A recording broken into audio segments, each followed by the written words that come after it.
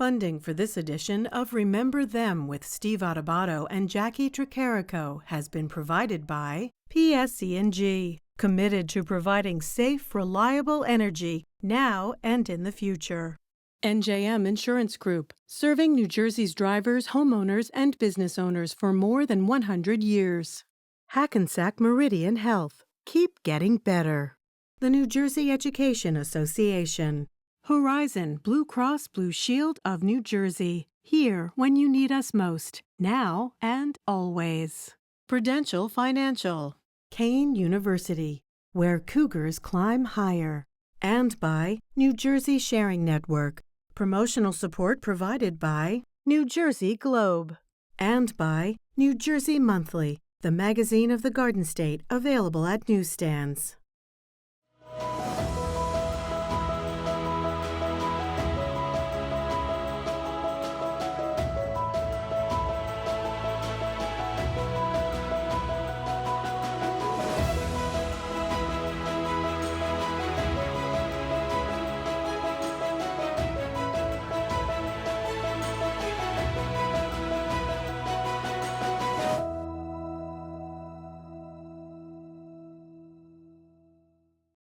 This is Remember Them. That is Jacqui Tricarico, who makes Remember Them happen, our executive producer and co-anchor. Jacqui, we're about to look at an interview from younger Steve, right? Yep, 2002. 2002, not too long ago. Not 20 years as we tape. Who was I talking to and why does it matter? Congressman Peter Rodino. Really interesting interview with him, talking about the Nixon impeachment, Watergate, and his direct, his involvement with all that. I mean, it was him. He was leading, the Judiciary Committee to determine whether Nixon was committed impeachable offenses. And he called it several times in your interview this awesome responsibility. What do you think he really meant by that? Well, and by way of background, let me say this. And I say this in the interview, I grew up in Newark, New Jersey, about 3 blocks from Peter Rodino's home. He was on Clifton Avenue, which is, those who know the neighborhood, they know it. And as a kid growing up, he was a giant figure. He was in Congress, I believe, in 1946. He was elected about the same time as John F. Kennedy and served 40 years in Congress, replaced by the great Congressman, the late Donald Payne, who is also someone we feature in Remember Them.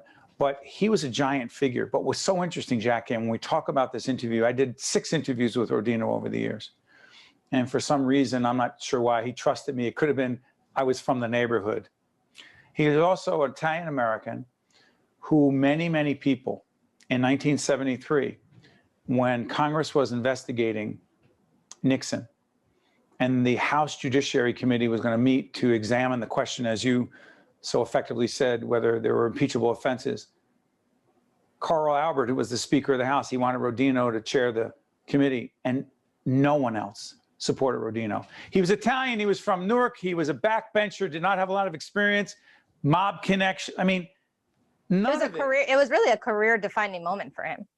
It was, but Jacqui, he came so close to not having that opportunity. But more importantly, it's how he led the House Judiciary Committee. Also in this interview, Jacqui, believe it or not, I actually remember, because you were so good to send it to me to remind me, I asked him about the president, Bill Clinton at the time, and whether the offenses were impeachable. Listen to what he says there. I wonder what he would have thought of Donald Trump.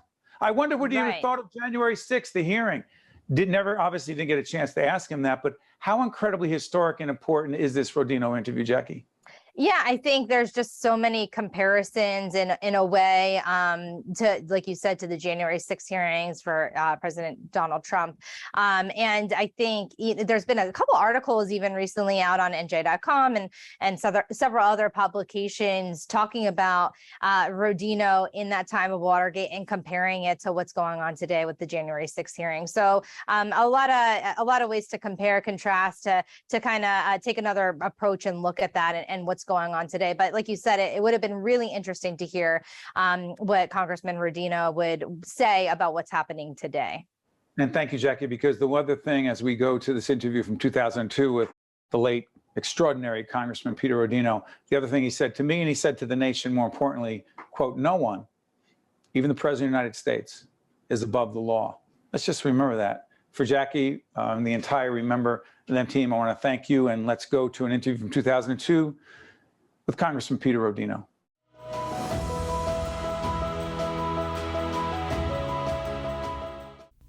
We have deliberated, we have been patient, we have been fair.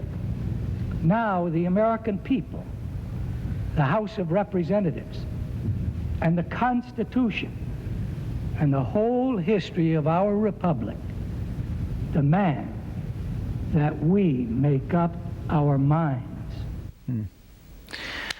July 27th, 1974, Congressman, there you were, leading the House committee responsible, the Judiciary Committee. Then Speaker Carl Albert gave you the responsibility, this, as you've said, awesome responsibility to do what?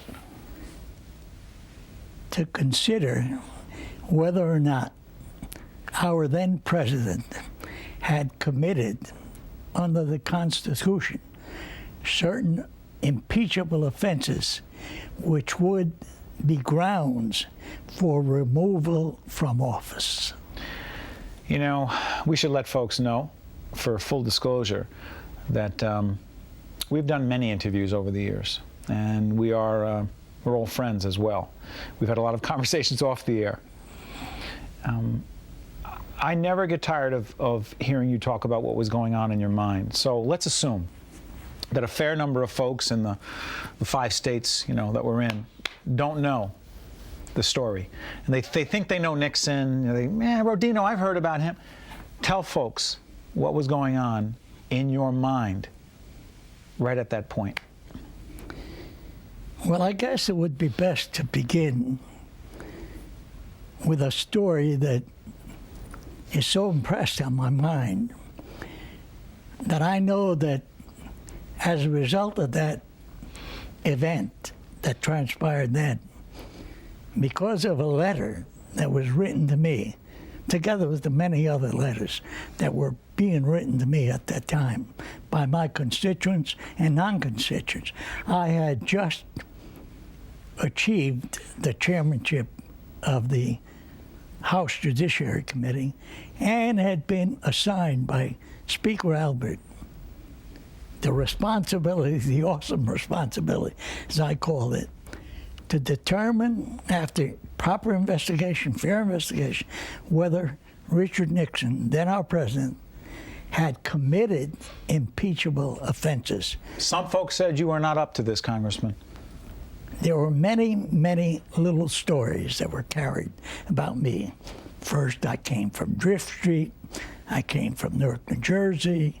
We should let people know Drift Street was a small little street. And doesn't exist now. And in an old neighborhood in Newark, New Jersey, called the Old First Ward, or some might say Little Italy. And it was a very poor neighborhood. And as a matter of fact, citing the First Ward, the stories were reporting then that I came from the First Ward, from Little Italy.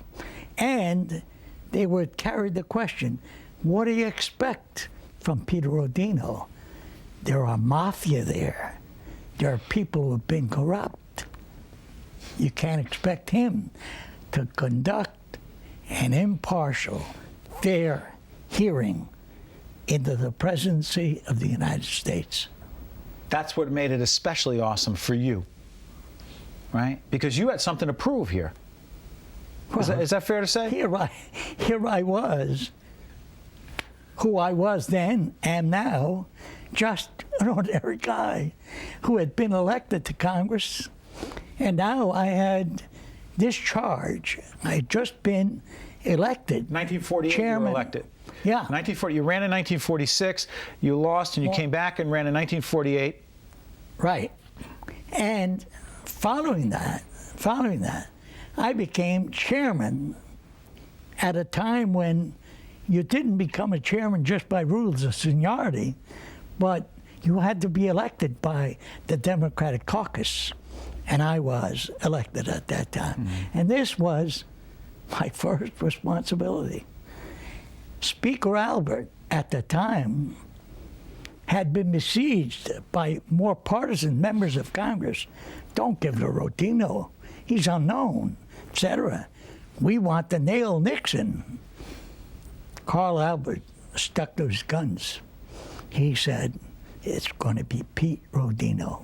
And I, realizing that I had this, repeat, awesome responsibility, which a good many of the press, I remember, would then seem to have to play with, you know, the words. I said, yes, it's awesome. Because here is a president who has not only been elected, he's been reelected with a great majority. And we are now about to place in my hands the responsibility of determining, not whether he is, or determining whether or not there are grounds. And when it happened, Congressman, well, go ahead. I want to say this, if I can, because this was in my mind. There were letters that were then being received by me, many letters. And there was one letter especially that I recall. And this letter, I think, will tell it to you in the way that no other story could tell it. It was a letter written to me by a non-constituent woman who described herself as the mother of 2 children, 9 and 11 respectively, who were going to, and I became fond of these words, who were going to inherit this land. And they were children who had seen on television when Nixon was asked a question by Dan Rather, That's right, the correspondent, "Are you a crook, Mr. President?" What did he say? And Richard Nixon said, "No, I'm not a crook." And this woman said to me, my children saw this and asked me, is our president a crook? And what do we do? And if I ever questioned my mind what needed to be done, here was the people, we the people, speaking out, asking me, and I knew it was my responsibility, because she went on to say, it's your responsibility, Mr. Chairman, not mine. You're the representative of the people to determine whether Richard Nixon is a crook, and what do we do with him? And I was convinced then, as I was never convinced before, that the people were speaking out. But Congressman, years later, I had the honor of sitting down with you just a few years ago.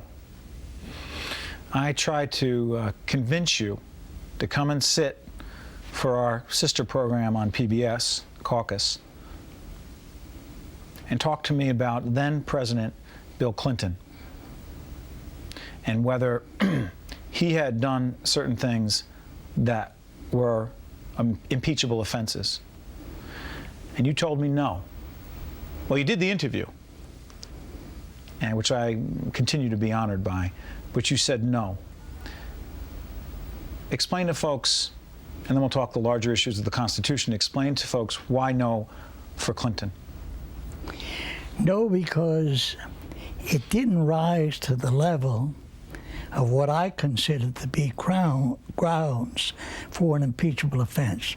By that I mean that what he did, what Clinton did in his affair with Lewinsky and lying to the people, that in no wise would affect or have that irreparable, harmful effect on the rights, liberties, and the very machinery of our republic.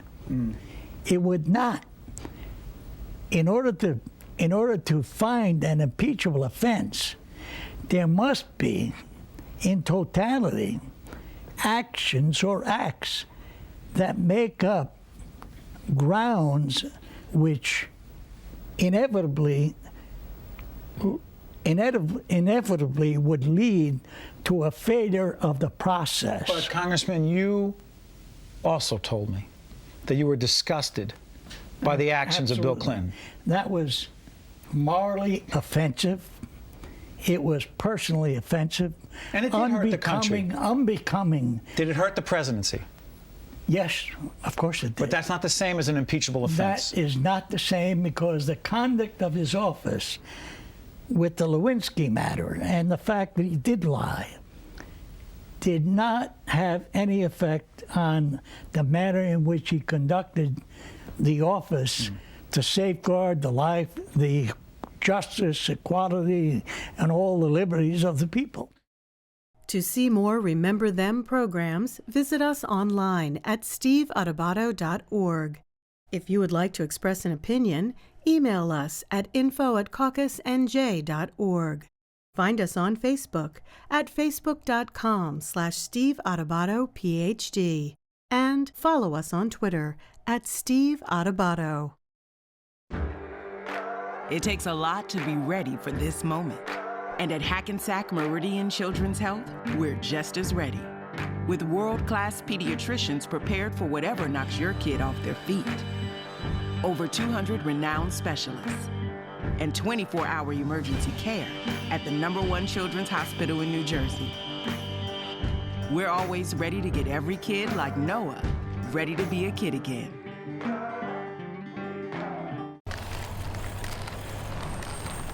Big Flamingo Insurance, what do you want?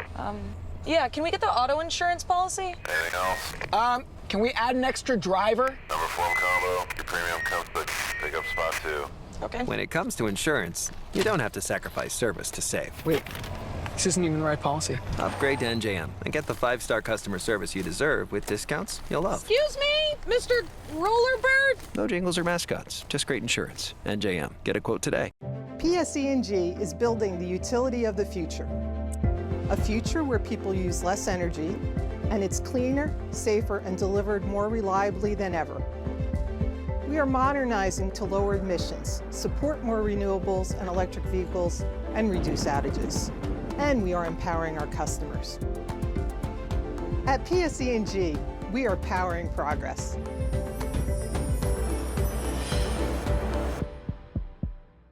I am alive today thanks to my kidney donor. I am traveling and more active than ever before. I'm alive today thanks to my heart donor. I'm full of energy and back singing in my church choir. I'm alive today thanks to my lung donor. I'm breathing easy and I'm enjoying life's precious moments. There are about 4,000 people in New Jersey waiting for a life-saving transplant. Donation needs diversity.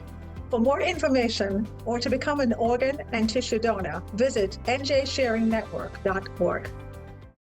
You've made several references to the United States Constitution. You've studied it, you've lived it, you are passionate about it. What do most of us not understand that we need to understand about the United States Constitution? I don't know that we don't understand it. I think we have a feel for it. I don't know that we literally understand its text or what the mechanism is, but I know that we feel that there is an instrument, a document by which we live, which is dedicated to the fact that we consider the welfare of the people as well as the common defense, that we are dedicated to preserving the blessings of liberty and all of the civil rights that we enjoy. And all of that we can find in what I call the soul of the Constitution, the preamble, which states, we the people of the United States, in order to form a more perfect union, not just a union, and then winds up by talking about securing the blessings of liberty to ourselves and our posterity. What does that mean, Congressman? And that means everything. That means your equality, your justice, your seeking the pursuit of happiness. That means what Jefferson wrote about when he talked in his Declaration of Independence, of the pursuit of happiness, the unalienable rights of people to life, liberty, and the pursuit of happiness. That means what is found in the preamble when it says to secure the blessings of liberty we have got to follow the Constitution. And that means what Lincoln said in his Gettysburg Address. He reminded the people, this is a nation under God conceived in liberty and dedicated to the proposition that all men are created equal. And this is what we feel. We don't know the Constitution word for word, but when something goes awry, we think of the Constitution, the rights that we have. We value the Constitution because it preserves for us and protects us in our right to speak out. But Congressman, do we respect the rights of others as much as we respect and demand that the Constitution work for us? What I mean by that is, are there not times, far too many times, where many of us as Americans say, preserve and protect my rights, but if a guy's skin is darker and his name sounds like it's Middle Eastern and I'm suspicious, treat him differently and don't have the Constitution work for him? That may be the case from time to time. That has to worry you. That is an imperfect something within individuals. But the design of the Constitution gives you the right to protest that. That's right. Gives you the right to be equal, to be treated justly.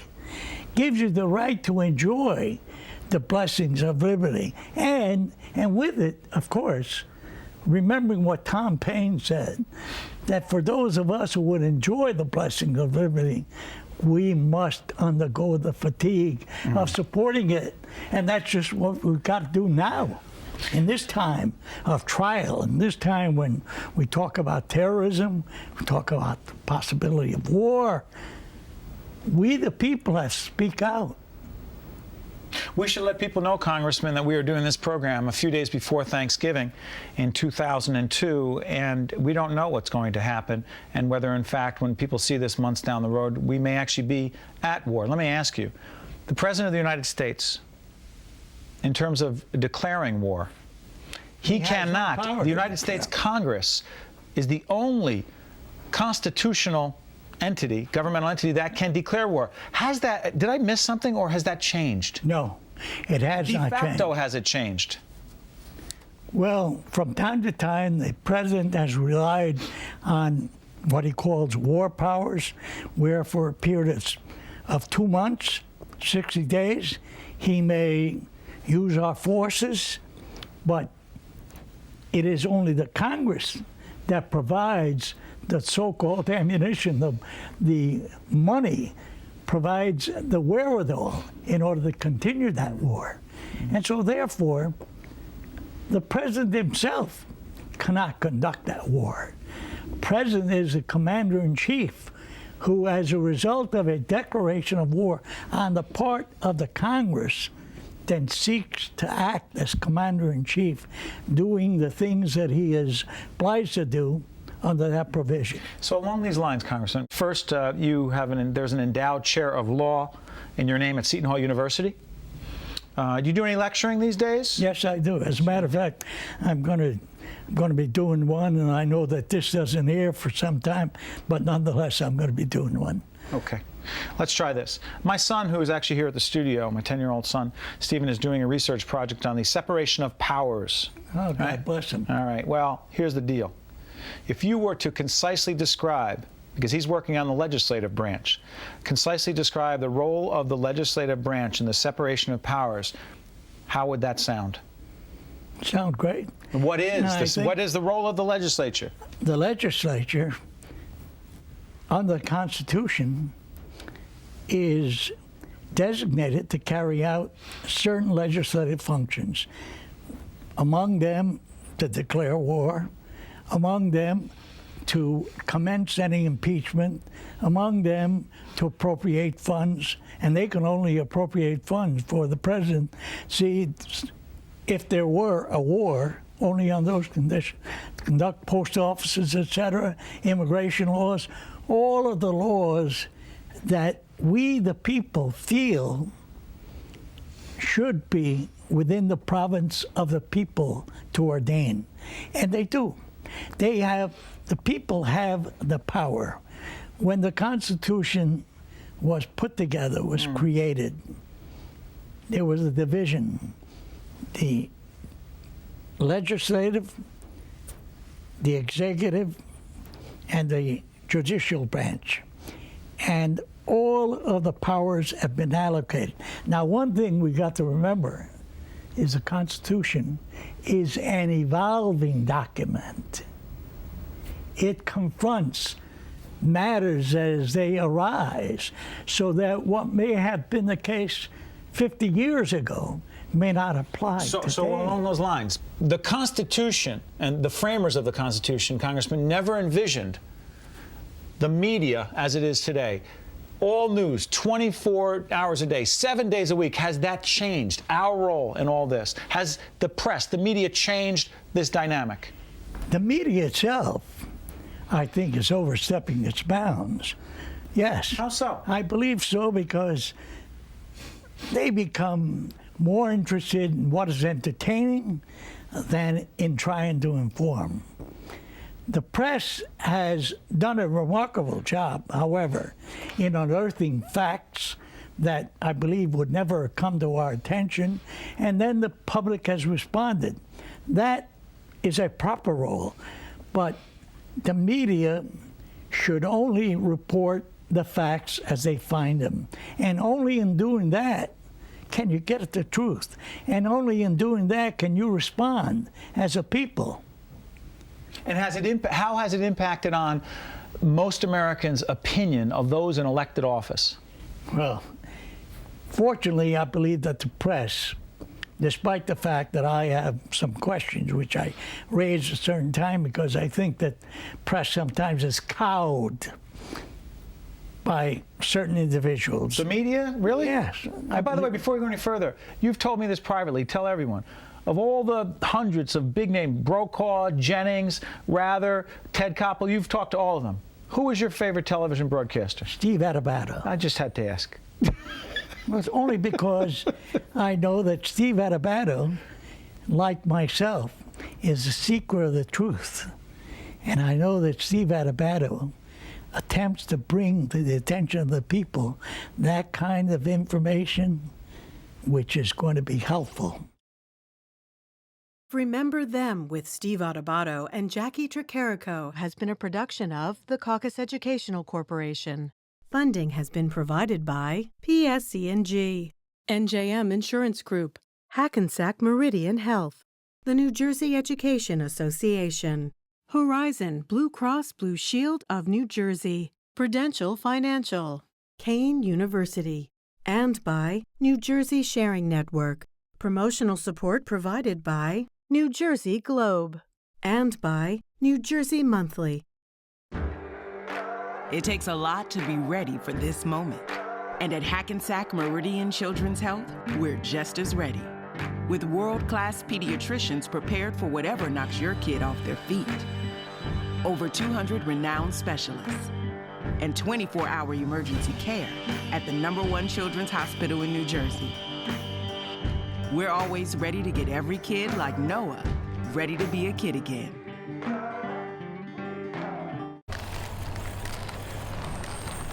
Big Flamingo Insurance, what do you want?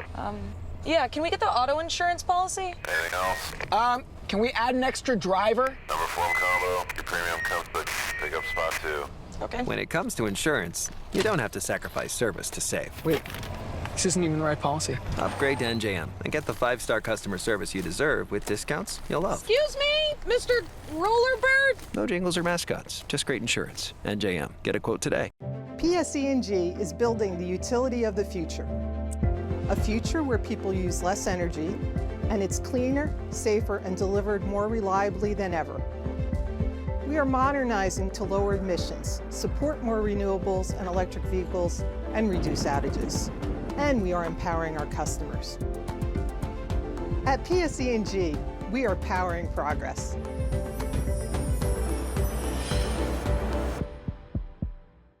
I am alive today thanks to my kidney donor. I am traveling and more active than ever before. I'm alive today thanks to my heart donor. I'm full of energy and back singing in my church choir. I'm alive today thanks to my lung donor. I'm breathing easy and I'm enjoying life's precious moments. There are about 4,000 people in New Jersey waiting for a life-saving transplant. Donation needs diversity. For more information or to become an organ and tissue donor, visit njsharingnetwork.org.